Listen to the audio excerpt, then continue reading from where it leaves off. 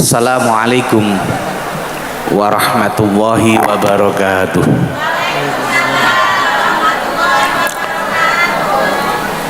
Bismillahirrahmanirrahim. Alhamdulillahi rabbil alamin.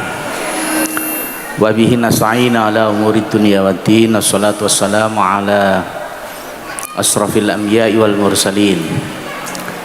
Sayyidina wa habibina wa syafi'ina wa qurrati a'yunina Muhammadin sallallahu alaihi wasallam wa ala alihi wa sahbihi wa man tabi'ahu bi ihsanin ila yaumiddin. Qalu subhanaka la ilma lana illa ma 'allamtana innaka antal alimul hakim. Wa qala aidan rabbana innaka jami'un nasi liyaumil la raiba fihi. Innallaha la yukhliful mi'ata ma ba'du. Hadratal muhtaramin, para alim, para ulama, para kiai, para masyayikh, segenap pengasuh pondok pesantren Bahrul Ulum Tajinan, para asatid wal ustadat, para mutakharijin wal mutakharijat, Bapak Ibu hadirin wal hadirat rahimakumullah. Alhamdulillah wa syukurillah, siang ini kita ditakdirkan oleh Allah bisa hadir bermuajah di majelis ini dalam rangka haul yang pertama ibunya Hajah Siti Hanifah, sekaligus silaturahim alumni Pondok Pesantren Bahrul Ulum Tajinan. Mudah-mudahan acara ini benar-benar mendapatkan ridha maunah hidayah dan taufik dari Allah Subhanahu wa taala. Allahumma amin. Salat wassalam semoga tetap terlimpahkan keharibaan junjungan kita Nabiullah Muhammad sallallahu alaihi wasallam. Bapak Ibu sekalian yang saya hormati, yang pertama terima kasih atas undangannya. Yang kedua mohon maaf, mungkin apa yang akan saya sampaikan itu barangkali ada yang kurang berkenan, karena yang saya hadapi ini adalah alumni. Insya Allah niki yang datang ini alumni sing durung alum, sing wis alum gak kira teko. Biasanya pertemuan alumni itu nek dipidatoni gak patek ngrungokno. Niku alumni ten Jombang. Nek Tajinan insyaallah ndak lah. Ngundang tambah nemen. Aku ado-ado kok Jombang rene, kok Pasuruan rene kok kene gak dirungokno, tinggal mulih engko tambahan kok. Bapak Ibu sekalian, saya mengenal Kiai Mahfud dan Bu Hanifah sejak saya masih Joko. Sakniki nggih Joko kondo-kondo. Kula riyen niki ketika masih kuliah, saya pernah jadi ketua umum Himmabah, Himpunan Mahasiswa Malang Alumni Bahrul Ulum Tambak Beras Jombang. Niku nek kegiatan wong jenenge mahasiswa. Mahasiswa itu kan napa nggih? Pengemis profesional. Pengemis tapi nganggo proposal, gawe nggo amplop, stop map dan jaluk sumbangan. Nah termasuk Yai Mahfud ini rutin kalau jalui sumbangan. Alhamdulillah kalau nek meriki jaluk sumbangan tuh meriki mesti dikongkon nginep. Makanya kalau nek ane ika organisasi alumni ADRT muni tahu bermalam di sini semalam, saya termasuk alumni juga itu. Dikongkon nginep, pokoknya nek ini kon nginep sih kalau mulai dijamu, masya Allah. Yai Mahfud, Bu Hanifah ya mungkin tidak melihat saya, melihat orang tua saya, kira-kira begitu. Terus nek nyumbang itu mesti ngene, Gus niki kangge organisasi, niki kangge jenengan. Iku kula senenge ten mriku mriki. Dadi amplope iku loro, padahal surate siji. Niki kula cuma pengen ngandani sang sampeyan, nek Yai Mahfud itu kiai sing luman. Mangkane sampean dadi santri niku kudu dadi santri sing tak titeni. Mariki kotake sampean uterno oleh piro? Luman tagak santri Yai Mahfud. Ya, Bu Nyai Hanifah itu temannya Mbak Yu saya yang nomor 2, teman karibnya Mbak Yu saya waktu mondok di Tambak Beras. Kemudian Pak Damiri dan Bu Dewi itu temannya Mbak Yu saya yang nomor 6, Mas Ria. Saya ini anak nomor 9 dari hanya 12 bersaudara. Teman sekelas saya itu Neng Ebit Zubaidah, itu teman sekelas saya. Bapak Ibu sekalian yang saya hormati, panjenengan ini harus bersyukur ditakdirkan pertama dadi wong NU, nomor loro dadi santri. Apa maneh santri ini Kiai Mahfud Bu Hanifah. Harus bersyukur. Untungnya, nah iki rungokno, penting iki. Kebaikan seorang santri itu tidak diukur ketika dia menjadi santri, ketika dia mondok, ketika dia belajar di pesantren. Bukan hanya itu, tapi justru dilihat ketika dia sudah pulang dari pesantren, ketika dia sudah lulus dari pondok. Umpama kebaikan santri itu diukur ketika dia mondok, ketika dia belajar. Masih ketua umum iki biyen juga karuan dadi waktu di santri. Ya nuwakal ndelok modele wonge. Terus gak meyakinan blas ya. Sepurane nggih. Kula niki ngomong jujur soalnya. Kadang-kadang ngomong jujur kadang-kadang menyakitkan. Kulil haqqa walau kana murra terus ngoten. Tapi tidak apa-apa, karena kebaikan santri itu justru dinilai ketika dia sudah keluar dari pesantren. Makanya Bapak Ibu, panjenengan itu harus tunjukkan bahwa sampeyan iki dadi santri sing apik. Walaupun dulu ketika di sini modelnya ya wis koyo ngene kok. Ndelok modele iki biyen paling waktu santri turuan paling. Ya. Jarang sing sregep ngaji. Ya ngaji ya kadang-kadang ya teko tapi turu. Ya. Dan itu umum. Saya ini nyuwun sewu punya murid waktu di Tambak Beras di mualimin mualimat itu tak ulang itu gak tahu iso. Turuan. Lho sakniki niki dadi kiai gede, dadi mursyid tarekat, malah pengasuh 2 pesantren. Tak takoni, sampean pengasuh 2 pondok, bojo sampean pira? Setunggal ya. Ya iki sing keliru. Biasa kiai iku pondok siji bojone loro. Sampean pondoke loro bojone siji iki sing keliru kene. Meneng gak wani komentar. Aku pengen takon, sampean ngomong jujur ya. Sampean biyen niku tak ulang gak tahu iso kan, turuan kan. Kok iso dadi kiai iku piye? Nah, akhirnya dia cerita kepada saya. Ngapunten. Kula niki 6 bulan terakhir di pondok. Sak ben dinten nyapu daleme yai. Waktu itu ku ya daleme Kiai Wahab. Mbah Wahab niku daleme bendino ben sore iku saponi. Tukang sapune kanane, Kang, mulai saiki sampean gak usah nyapu, sing nyapu aku. Jedinge Mbah Wahab niku seminggu pisan diresik, dikuras. Tempat tidure Mbah Wahab niku diosok-osok sampai makame Mbah Wahab diosok-osok seminggu pisan. Itu 6 bulan terakhir sebelum Mbah keluar dari pesantren. Niku barokah, padahal no pondok gak tau iso dedel-del. Pulang dari pesantren ketekan ilmu nih. Saiki dadi mursyid tarekat, nek ngaji niku penak. Kula kalah enak. Nggih. Bahkan di daerah itu ada daerah yang gersang. Dia itu kalau ngaji tidak menuju ke tempat pengajian, menuju ke kantor polsek kecamatan. Oleh Pak Kapolsek sudah disiapin mobil sak supire sekaligus pengawal ke tempat pengajian. Luar biasa. Niki biyen waktu sekolah, waktu mondok ngituruan kok sampean yuk.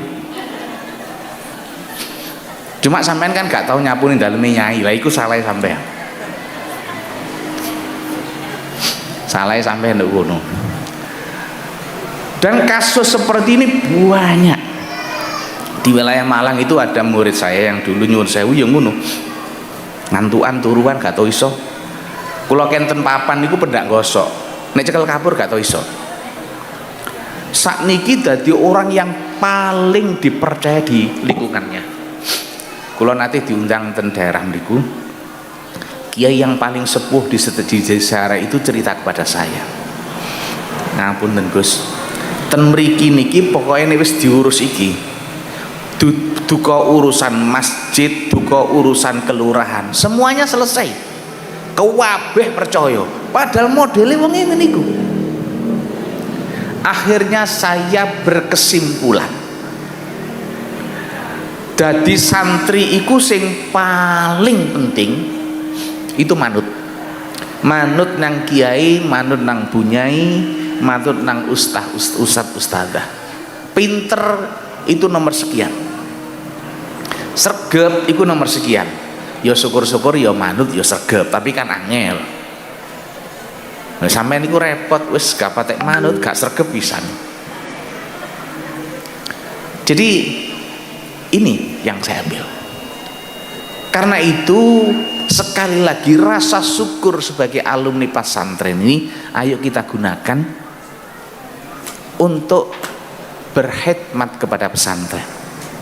Berkhidmat kepada pesantren itu nyun sewu, kalau panjenengan kepada pesantren Bahrul Tajinan, mohon maaf nanti kalau saya ini sudah terbiasa ngomong Bahrul tambak beras ya. Iki wis ana organisasi ini gak duwe ADRT anjene ya rada lutung ketuane iki. Mesine ndang gawe ADRT. Alumni Bahrul Tak Beras itu didirikan tahun 2007. Kebetulan saya yang diminta membikin ADRT pada Munas pertama 2007. 2011 saya terpilih sebagai ketua umum, 2016 kepilih sebagai ketua umum lagi, dan alhamdulillah kemarin 2022 karena sudah 2 kali periode sekarang ganti. Harus diatur ADRT, dibikin ADRT.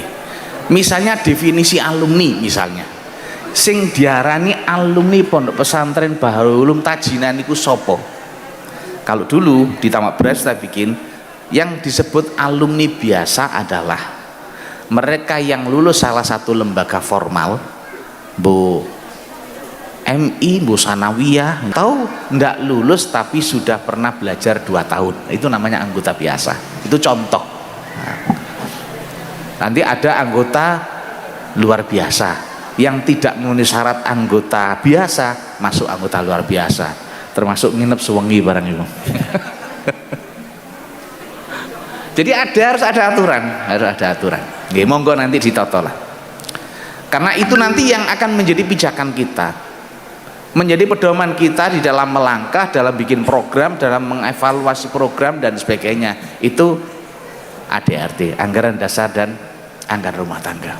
Yang ingin saya tekankan di sini, Bapak Ibu sekalian, para alumni, berkhidmat kepada pesantren di mana pernah belajar di dalamnya kita ini, setidaknya ada 3. Yang pertama, sampean wis dadi alumni kudu gelem muru neng gene lembaga di mana sampean dulu pernah dibesarkan.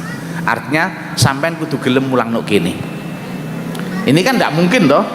Apa maneh sing omahe adoh. Wong teko nang kene mang rada kepeksa maneh kon bendina rene. Kan tidak mungkin. Karena itu pilihan kedua berkhidmat kepada pesantren Bahrul Tajinan adalah dengan cara panjenengan mengirimkan putra putrinya ke sini belajar mondok. Saya tidak tahu menurut data yang di sini santri-santri yang sekarang menetap di sini, nek perlu adakan survei Gus, adakan survei sing mondok nok kene, sing belajar nok kene, itu yang orang tuanya alumni sini itu berapa persen? Aku khawatir alumni gak patek gelem nyekolahno anake nok kene. Lho ngono kok kepengin khidmat. Kalau di Tambak Beras itu pernah ada yang sekarang santri Tambak Beras itu sekitar 14.000. Dari 14.000 santri mukim di Pondok Pesantren Bahrul Tambak Beras Jombang sekarang ini, yang orang tuanya itu alumni itu hanya sekitar 30%. Saya juga heran. Ya, heran. Ribatnya ada 46. Perguruan tingginya ada 3. Itu yang alumni cuma 30%. Kalau saya alhamdulillah semua anak-anak saya saya pondokkan di Tambak Beras. Yang 3 sudah alumni, ya, nomor 1, 2, 3. Nomor 1 setelah dari Mu'alimin Tambak Beras ke Unibro, sekarang S2 UNER. Yang kedua dari Mu'alimin ke Al-Azhar Kairo. Yang ketiga dari dari MAN ke Brawijaya. Yang keempat baru kelas 3 Mu'alimin. Yang kelima baru kelas 1 Mu'alimat. Yang keenam masih dalam proses mohon doa restunya. Biyen perasaku gampang ijol sandalmu dadi, saiki ungker gak dadi-dadi. Tambah suwe gak tambah pinter. Jadi khidmat yang kedua itu kita menitipkan putra-putrinya, putri-putri kita ke lembaga sini. Iki misalnya tak kon ngacung sing anake nduk kene paling gak ono separuh, yakin aku. Sing anake sekolah nang kene, mondok nang kene dari sekian yang hadir, misalnya tak kon ngacung yakin gak ono separuh. Ya. Ini yang karena itu khidmat kita yang ketiga, karena yang pertama sulit. Nah, sampe kadung dagang nuk pasar mosok kon mulang nuk kene. Ya. Nomor 2 juga begitu. Maka yang ketiga cara berkhidmat adalah kita mengibarkan bendera Pondok Pesantren Bahrul Ulum Tajinan dimanapun dan kapanpun kita berada. Itu kita panjenengan kibarkan bendera Bahrul Ulum Tajinan itu dimanapun dan kapanpun berada. Artinya masyarakat ya harus melihat sosok panjenengan itu sebagai simbol yang pantas untuk disebut sebagai alumni Bahrul Ulum Tajinan. Untuk soal yang begini nih silakan digerayai jitoke dewi-dewi. Sampai itu kira-kira pantas nggak dianggap sebagai santrinya Kiai Mahfud? Nek durung pantes yo apa carane pantes? Kiai Mahfud itu setahu saya wonge tekun, ahli riyadhah, makane gak lemu gak kaya kula mangan tok. Ya. Riyadhah, wonge telaten, sabar. Ya. Tirakate. Bengi yo tangi. Salat tahajud, ndongakno santri-santrine. Tak delok sing keluargane saiki kok gak patek ono sing riyadhah. Masih ketua umum ngene ya modele ya gak tahu poso iki aku. Poso Ramadan kepeksa ketoke. Mohon maaf atas kejujuran saya. Jadi apa yang ada pada diri Kiai Mahfud itu kita ambil, kita jadikan suri teladan, kita tiru. Apa yang ada pada Bunyai Hanifah itu kita ambil, ya kita jadikan suri teladan buat kita, buat panjenengan sebagai santri-santri nih. Nek perlu dicatat golei aurat yang biasa dibaca oleh beliau berdua. Nek perlu dibukukan untuk dibagikan pada para santri. Kalau sekarang mungkin para santri-santri dan apalagi alumni wis ngerti. Tapi bagaimana dengan 10 tahun, 20 tahun lagi, 50 tahun lagi? Ini kalau nggak kita siapkan dari sekarang, termasuk biografi dari beliau berdua akan kehilangan sejarah. Maka saya usulkan silakan dibuat. Ya, bagian dari khidmat kita, sapa sing pinter nulis, silakan ditulis. Ya, biografi Kiai Mahfud dan biografi dari Bunyai Hanifah untuk disampaikan pada para santri-santri terutama nanti di generasi yang akan datang. Jadi khidmat kita kepada Bahrul Ulum Tajinan itu dengan cara kita kibarkan bendera. Karena itu tunjukkan. Ya apa cara nih? Setahu saya beliau berdua ini adalah wong NU kental, orang Ahlus Sunnah wal Jamaah An-Nahdliyah. Karena Kiai Mahfud itu santrinya Kiai Said, Bunyai Hanifah itu santrinya Mbah Wahab, yang sanatnya ketemu di Sidoarjo, di Wuduran. Ya, ini adalah cikal bakal berdirinya Jamiah Nahdlatul Ulama. Mbah Wahab itu tokoh yang sangat penting, bahkan mungkin paling penting di balik berdirinya Jamiah Nahdlatul Ulama. Saya masih ingat ceritanya Gus Dur waktu mengisi acara Al-Haflatul Kubro di Pondok Pesantren Bahrul Ulum Jombang sekitar tahun 2004. Setelah beliau tidak jadi presiden.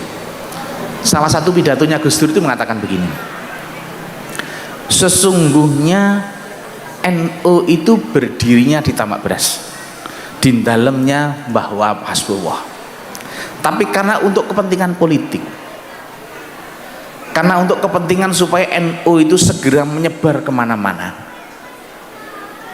maka deklarasi berdirinya NU dipindahkan ke Surabaya sebagai kota besar. Itu pun karena Mbah Wahab punya rumah di Surabaya.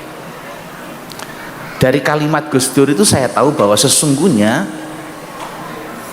desainer utama berdirinya Jamiah Nahdlatul Ulama itu adalah Mbah Wahab Hasbullah, dan Bunyai Hanifah itu adalah salah satu santrinya Mbah Wahab. Beliau mondok ketika Mbah Wahab masih ada, karena beliau itu temannya Mbak Yusaya, Mbak Yusaya nomor 2. Saya ini anak nomor 9 dari hanya 12 bersaudara. Kandani kok.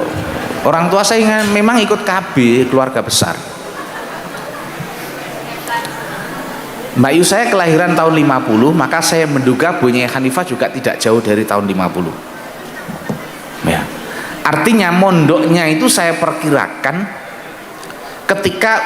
ketika Bunyai Hanifah mondok di Tamak Beras itu ketika sekitar tahun 63, 64 kira-kira. Artinya waktu itu masih ada Mbah Wahab, karena Mbah Wahab itu wafatnya tahun 71 Desember 71, 4 hari setelah muktamar NU di Surabaya bulan Desember tahun 1971. Jadi Bunyai Hanifah itu santri langsung Mbah Wahab. Di samping beliau memang mondoknya bertempat di Mbah Fatah. Kebetulan Mbah Fatah dengan abah saya itu teman karib, ya, nanti bareng, termasuk mendirikan madrasah mu'alim-mu'alimat Bahrul Ulum Tambak Beras Jombang. Karena itu yang ingin saya tekankan Bapak Ibu, panjenengan alumni sini, maka salah satu khidmatnya iki loh, ayo diketok-ketok no sisi positif dari pondok pesantren Bahrul Tajinan.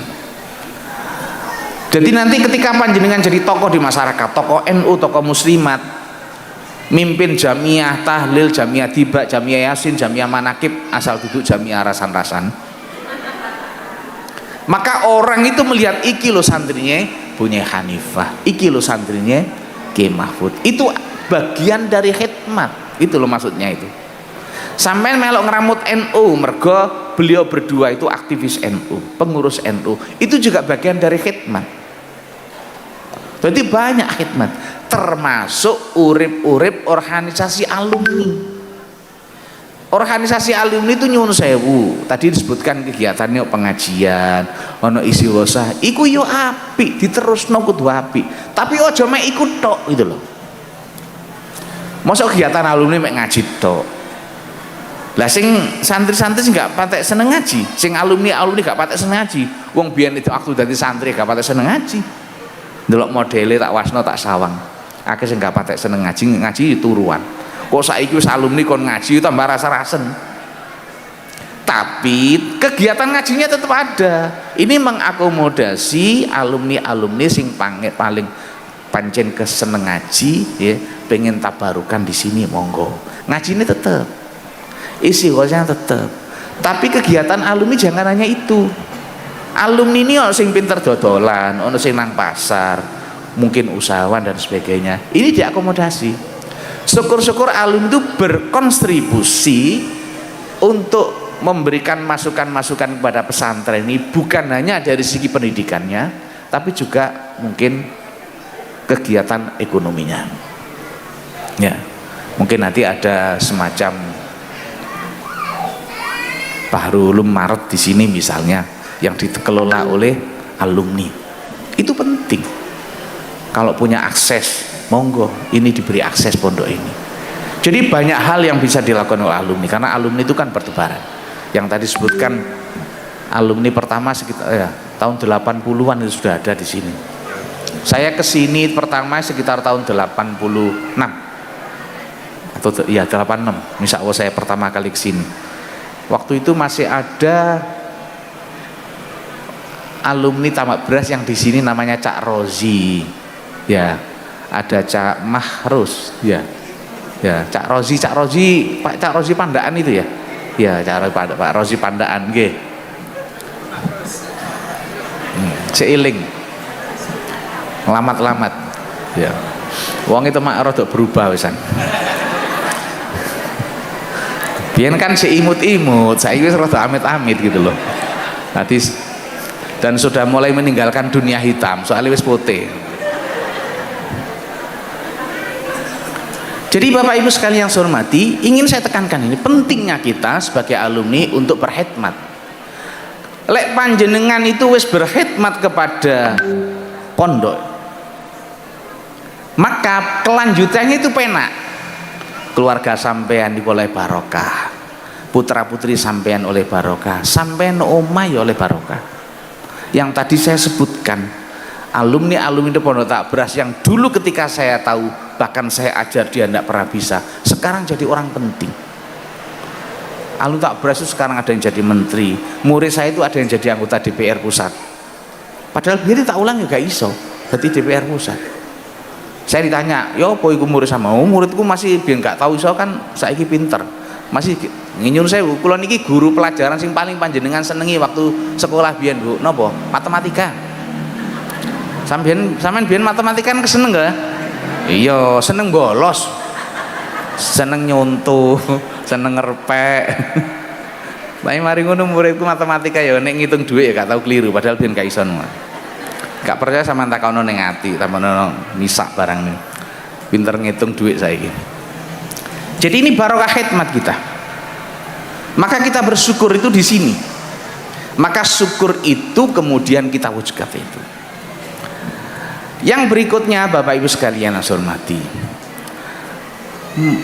kalau bisa panjenengan itu rutin ke sini, ke pesantren, atau setidak-tidaknya kirim doa Fatihah dan kirim doa wasilah kepada beliau.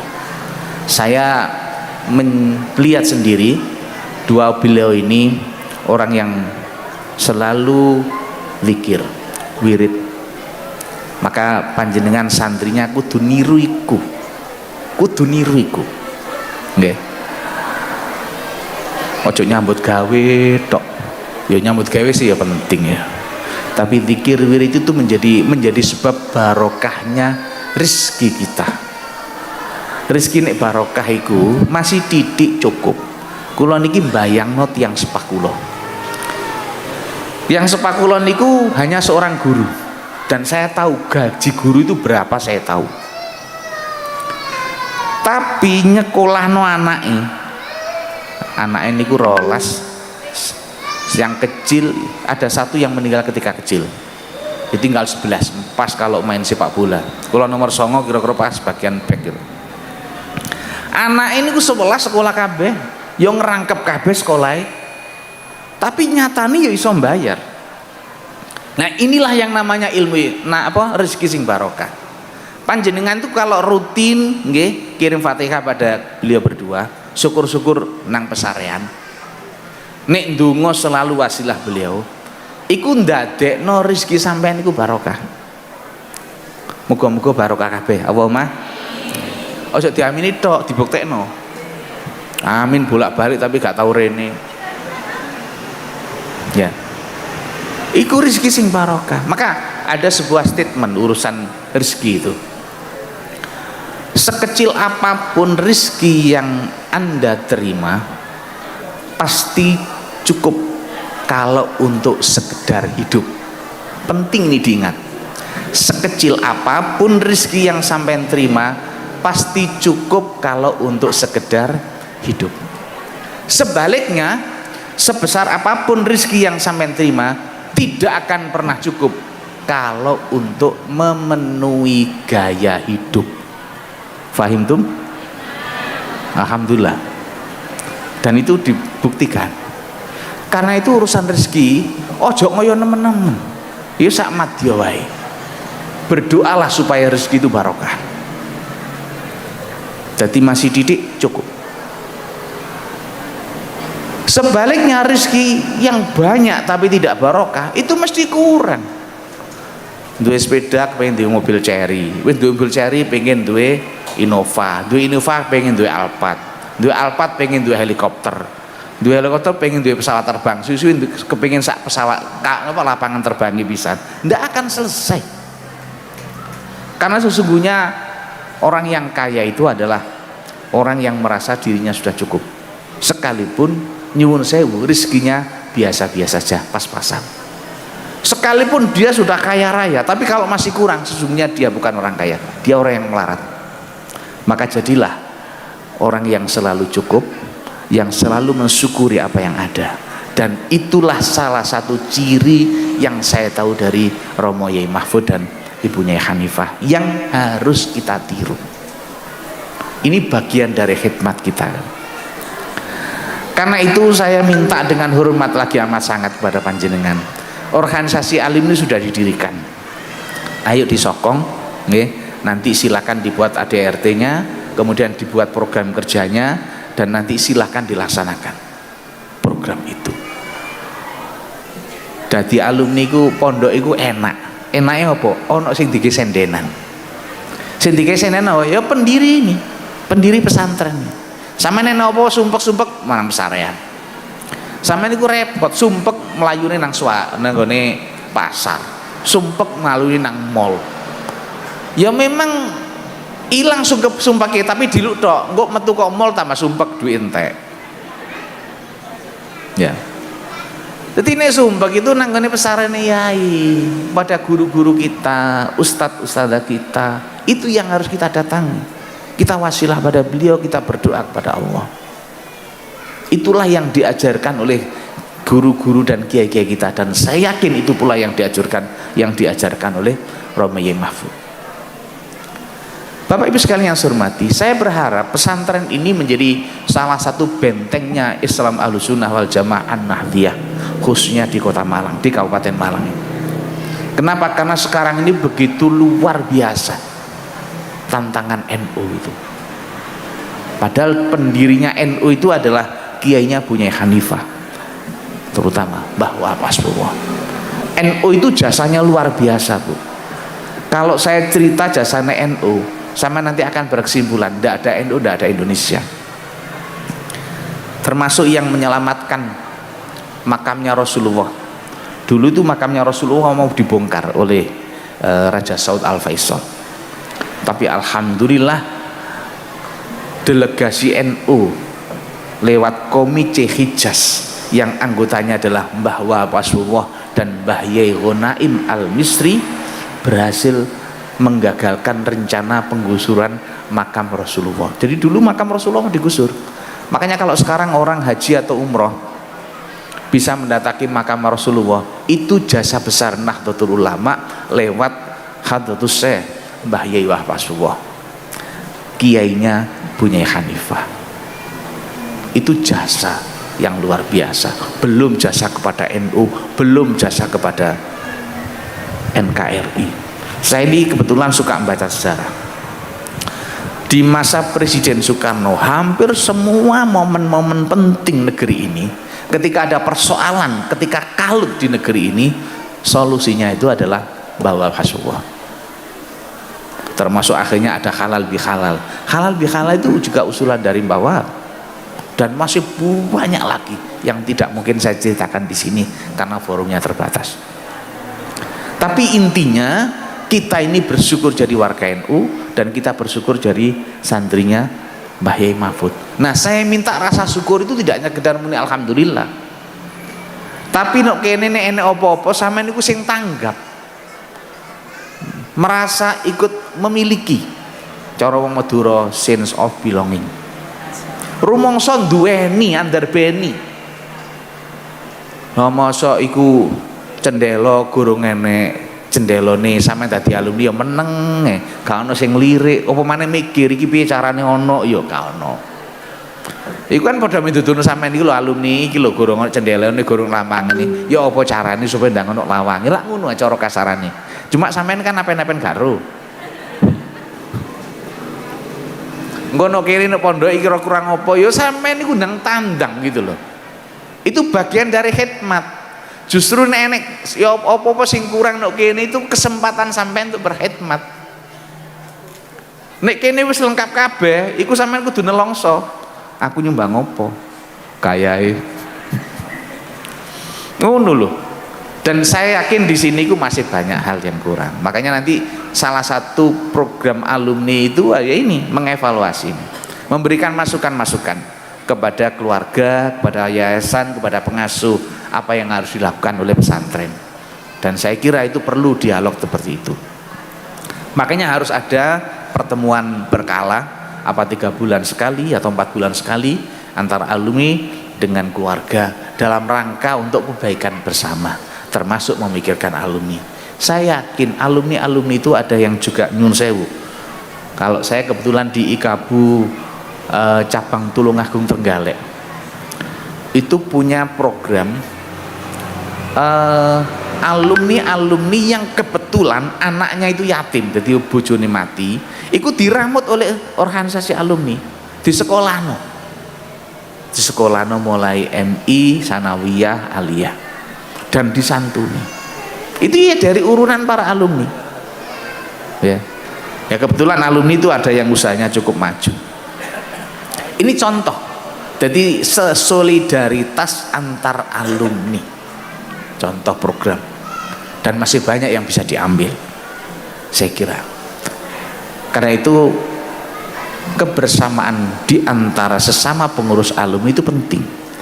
Kalau perlu, kalau di sini misalnya diidentifikasi di Malang itu perlu dibentuk mungkin koordinator kecamatan mana, pengurus kecamatan mana, ini perlu seperti itu. Saya tidak tahu kira-kira jumlah alumni ada berapa sekarang di sini. Saya yakin mesti banyak. Dan itu kemudian kalau misalnya dibentuk koordinator kecamatan atau mungkin 2-3 kecamatan satu kelompok, itu akan lebih efektif. Nanti kegiatannya monggo diatur. Ada kegiatan untuk apa ngajinya, ada kirim doa atau istighosahnya, tapi jangan lupa ada kegiatan-kegiatan yang lain yang nanti itu akan mampu untuk membantu membesarkan bersama-sama membesarkan pesantren. Dan yang paling penting alumni kok taat nang pengasuh. Karena di dalam organisasi alumni itu pengasuh punya hak veto. Iki sing kudu dirungokno. Pengasuh yayasan itu punya hak veto, keluarga punya hak veto. Sampean wis punya rencana ABCD, ternyata pengasuh yayasan dan keluarga ndak setuju, ya aja dilaksanano. Ya. Aja dilaksanano. Ini uniknya organisasi alumni pesantren yang membedakan dengan organisasi yang lain. Sama dengan di NU. NU itu misalnya IPNU, IPPNU, Fatayat, Muslimat punya rencana yang itu tidak disetujui oleh Rois Suriah dan Ketua Tanfidiyah, yang nggak boleh dijalankan. Punya hak veto, terutama Rois Suriah punya hak veto.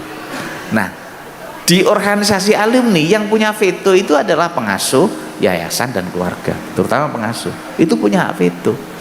Makanya ini harus disadari betul. Jangan kemudian hanya ngomong demokrasi, ya. Jangan hanya ngomong keterbukaan, kebebasan berpendapat. Oke, itu ada tempatnya tersendiri. Tapi pada saat-saat tertentu veto itu tetap dibutuhkan. Ketaatan kepada pengasuh, ketaatan kepada pengurus yayasan, ketaatan pada keluarga, pada dzurriyyah itu sangat penting. Ya, masih nyuwun sewu sampean dadi alumni rumangsa luwih pinter, luwih ngalim. Tapi ini wis ketemu iku ngotok itu, nggak bisa. Ya, ini yang membedakan antara organisasi alumni pesantren dengan organisasi-organisasi yang lain. Itulah yang harus diperhatikan kita semua. Bapak Ibu sekalian yang saya hormati, yang berikutnya yang harus kita pikir oleh alumni, sampean kudu ngerti Mbah Yai Mahfud itu biyen senengane apa, Bu Nyai Hanifah itu senengane apa. Jadi tidak hanya wiritannya, tapi senengane apa. Iku ya kudu dititeni. Ono sing kayak misalnya begini. Saya dulu sama guru saya pernah diajak sowan ke Mbah Wahab. Bahkan guru saya ditemui Mbah Wahab, dijak salaman, kemudian dikandani senengane Mbah Wahab. Apa? Salah satunya itu baca surat Ikhlas. Kalau yang sudah terkenal itu adalah Burdah wal Habib. Senjatanya Mbah Wahab itu wal Habib. Wal Habibul ladzi turja syafa'atu dan seterusnya. Bahkan ada kisah bagaimana Mbah Wahab dan adiknya Kiai Hamid itu sama-sama saktinya. Suatu saat ketika musim kemarau kayak begini nih, Mbah Kiai Hamid itu sekalipun pengasuh pondok itu punya kebiasaan sampingan selesai ngaji apa nyitak boto. Saiki ono kiai gelem nyitak boto. Oh tak kayak dadi guru MI ngono wis gengsi nyitak boto saiki. Ayo enek guru MI kene ono sing gelem nyitak boto. Aku yakin gak ono sing gelem. Mbah Hamid itu pengasuh pondok nyitak boto. Mergo musim kemarau. Pada saat yang bersamaan Mbak Yai Hamid itu mendengar Mbah Wahab itu ngumpulno santri-santri tak berat dijak maca Burdah, maca Wal Habib. Hajate kepengin udan. Oh nek gak musim nek misalnya musim udan, nekano udan gak ada Wal Habib. Iki musim kemarau, pengen udan. Jadi Kiai Hamid, waduh, Kang Wahab iki piye? Kok iso ngejar arek Wal Habiban kepengen udan iki botoku iki terus piye nasibe? Akhirnya mengajak salah satu santrine lapangan tempat nyitak boto iku diubengi karo Kiai Hamid maca wiritan dewi, sementara nuk masjid nuk kene kan kepengen gak udan, sementara nuk masjid Mbah Wahab Wal Habiban kepengen udan. Gak suwe Pak Bu udan daweres nang tapak beras, tapi khusus lapangan gone nyitak boto iki gak udan. Dadi ana kiai loro kakang adik karepe gak padha, ndongane gak padha, tapi karo-karone dikabulno karo pangeran. Iku nek gak sakti kan gak iso. Wong saiki kiai loro ndongane gak padha iku padha gak dikabulno karo pangeran ya iso saiki. Iku kiai apa maneh sing santri-santri kok sampean tambah belas. Nah saiki pertanyaannya kenapa Mbah Hasbuwo anaknya kok sakti-sakti pinter-pinter? Pengen rebuk saman rahasiane. Tak kandani ya. Tapi saman lakoni. Waktu Bunyai Hasbuwo itu hamil, selama hamil beliau menghatamkan Al-Quran tidak banyak, cuma 100 kali.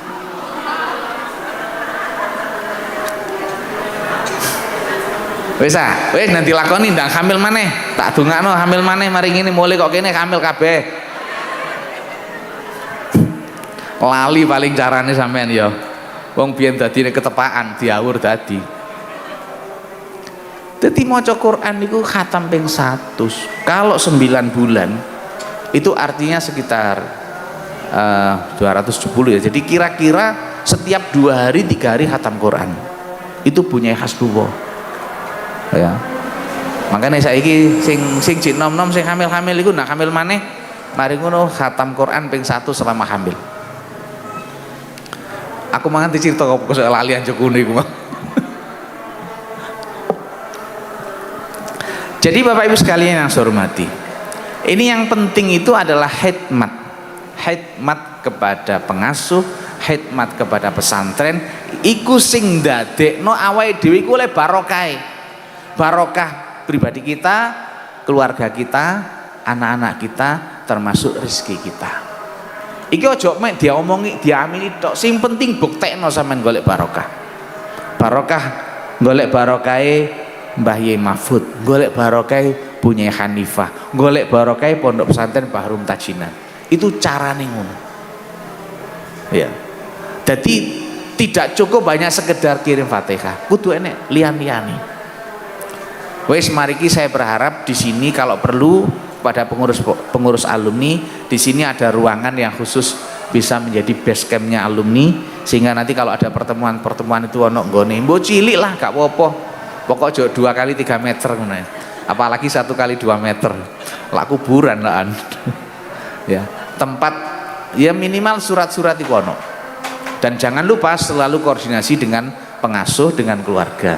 Jangan ada kegiatan alumni yang tidak mendapatkan izin dan restu dari dzurriyyah. dari pengasuh. Sama titeni. Jangan ada kegiatan alumni walaupun menurut sampean api, jangan dilaksanakan kalau belum ada izin, ada restu dari pengasuh, dari yayasan, dari dzurriyyah, dari keluarga. Karena restu itu kalau organisasi alumni pesantren itu di atas segala-galanya. Tanpa restu jangan dilaksanakan walaupun menurut Anda baik. Sebaliknya walaupun menurut Anda gak pakai api, tapi kalau itu perintah, instruksi dari pengasuh, instruksi dari dzurriyyah, instruksi dari yayasan, harus dilaksanakan. Ngoten nggih? Aku kuwatir marang ngono mlaku keluar dhewe baru mongso iso. Alah, pinter awake dhewe. Nah, iki tak tunyu engko sampeyan nek ru. Ojo rumangsa keminter, ya. Kenapa? Karena barokah itu ukurannya bukan pinter atau tidak pinter. Ya. Sampean dulu sekalipun gak pate pinter tapi nek manut insya Allah barokah. Kula niki niteni, kula niki gak ada konco kenal tiang pinter, nuk mualimin niku wisudawan terbaik kedua, pinter pidato, pinter ceramah, dia ketua Ansor. Pulang dari pondok gak kanggo apa-apa, ngimami lo gak dindel ambek tonggone apa mana ceramah. Saya itu kan penasaran, ada orang segini pinternya, kiai ini nek niku kalah pinter ambek iki. Ini artinya kiai itu kan tidak harus yang paling pinter kan? Tapi kena apa iki kok ngimami gak dindel ambek tanggane, apa maneh ngaji? Saya selidiki ketemu jawabannya. Lapo? Karena dia dulu santri yang sangat pinter, siswa di mualimin yang sangat pinter, dia sering ceroboh dengan cara tes kemampuan gurune dan ustadz. Jadi kalau dia tanya bukan berarti nggak bisa. Aku pengen roh guruku iso jawab gak? Nek gurune nggak iso nggak jawab, tiba ya aku luwih pinter timbangane guruku. Nek ustadz gak iso jawab, tiba ya aku luwih pinter timbangane ustadku. Bahkan kiainya pun diuji. Pulang dia nggak jadi apa-apa. Dia hanya menjadi sopir. Saya tidak mengatakan sopir itu jelek loh ya. Dia pulang nggak jadi sopir. Wong ngimami iki gak dindel apa maneh mulang dadi sopir. Suatu saat ketika dia jadi sopir, waktu itu sopir kol jurusan Ploso Jombang, penumpangnya iku arek mualimat nuk ngarep apal-apalan alfiyah, keliru sing benerno supire. Soalnya supir alumni mualimin apal alfiyah supire iku. Apal-apalan alfiyah keliru sing bener supire. Gak ngerti supir alumni mualimin. Tapi ini yang saya ambil apa? Dia ilmunya tinggi tapi tidak barokah. Apa artinya? Mending koyok muridku mau ya, sing gak iso apa-apa ketika diulang, tapi akhirnya dapat barokahnya ilmu sehingga dia sekarang menjadi orang hebat, menjadi orang yang sangat dihormati oleh masyarakat sekitar. Bahkan bupati, wali kota itu sowan pada beliau. Itu murid saya alumni mualimin tahun 95 kalau nggak 96. Masya Allah. Nah, saya ingin para alumni yang hadir di sini semuanya dapat barokahnya Mbak Yai Mahfud, semua dapat barokahnya Bu Nei Hanifah, semua dapat barokahnya Pondok Pesantren Bahrum Tajinan. Karena itu beberapa hal yang saya sebutkan tadi monggo dilaksanakan, mudah-mudahan panjenengan uripe keluargane rezekine barokah, Allahumma amin. Bapak Ibu sekalian yang saya hormati, karena sudah ada gangguan dari sebelah ini, bukan gangguan sih, itu yang lebih layak untuk kita dengarkan daripada suara saya, maka saya kira cukup sekian sambutan saya. Ada kurang lebihnya saya mohon maaf. Mari kita berdoa bersama-sama, mudah-mudahan hajat kita pribadi, keluarga, masyarakat dikabulkan oleh Allah Subhanahu wa taala. Kita semua dapat barokah dari Mbah Yai Mahfud dan Bu Nei Hanifah. Biridha illa bisyafa'atul rasulullah barakati muassisin Jamiah Nahdlatul Ulama wa muassis Ma'had Bahrul Ulum Tajinan. Al-Fatihah. Iyyaka na'budu wa iyyaka nasta'in. Shiratal ladzina an'amta 'alaihim. Allahumma shalli wa sallim wa barik ala sayyidina Muhammadin wa ala ali sayyidina Muhammad. Alhamdulillahirabbil alamin. Hamdan yuafi ni'amahu wa yukafi majidah. Ya Rabbana lakal hamdu kama yanbaghi li jalalika wa 'azimi sultanik. Allahumma shalli wa sallim wa barik ala sayyidina Muhammadin wa ala ali sayyidina Muhammad miftahi babi rahmatillah. Adada ma fi ilmillah salatu wa salaman daimaini bidawami mulkillah. Allahumma salli wa sallim ala sayyidina Muhammadin wa ala ali sayyidina Muhammad wa sayyidina Adam wa sayyidina Nuhin wa sayyidina Ibrahim wa sayyidina Musa wa sayyidina Isa wa ma bainahum minan nabiyina al-mursalin salawatu wa salamu alaihim ajmain. Allahumma zidna wa la tanqusna wa akrimna wa la tuhinna wa adina wa la tahrimna wa athirna wa la tu'thir aina wardina wardun ya karim ya dzal jalali wal ikram. Allahumma kafi Muhammad wa kalimati Muhammad wa barakati Muhammad wa bi karamati Muhammad wa fi ilmi Muhammad wa bi syafaati Muhammad wa bi fadlika Muhammad bi rahmatika ya arhamar rahimin. Allahumma habbibi ilainal iman wa zayyinu fi qulubina wa karrih ilana al-kufra wal fusuqa wal isyan waj'alna minar rasyidin. Rabbana atina fid dunya hasanah wa fil akhirati hasanah wa qina adzabannar wa adkhilna jannata ma'al abrar ya aziz ya ghafar ya rabbal alamin. Allahumma ja'alna wa auladana wa dhurriyyatina wa talamidana ya Allah min ahlil ilmi was sa'adati wa ahlil khair wa ahlil Qur'an wa la taj'al wa yamma min asyari. Allahumma salli wa sallim ala sayyidina Muhammadin wa ala ali sayyidina Muhammad salatan takunu li kulli da'in dawa wa li kulli illatin shifa wa li kulli hajatin qada wa li kulli hajatin qada'an ya Allah wa li kulli hajatin qada'an wa ala ali. Allahumma yassir lana umurana, Allahumma yassir lana umurana ya Allah, Allahumma yassir lana umurana ya Allah, umurad dunya wal akhirah.